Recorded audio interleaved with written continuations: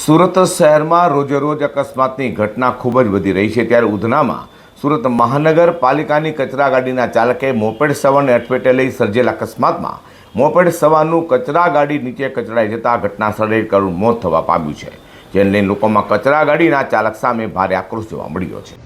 સુરતમાં ભારે વાહનના ચાલકો વારંવાર અકસ્માતની ઘટનાઓને અંજામ આપતા હોય છે, તે સુરત મનપાની કચરા ગાડીએ સર્જેલ અકસ્માતમાં આશાસ્પદ યુવાનનું કરુણ મોત નિપજવા પામ્યું છે। વાત એમ છે કે ઉધનાના વિનાયકનગર નજીક અકસ્માત સર્જાયો હતો। એસએમસીના કચરો ઉઠાવતા ગાર્બેજ ડમ્પરના ચાલકે ફૂટપાથ ઝડપે આવી મોપેડ ચાલકને જોરદાર ટક્કર મારી હતી।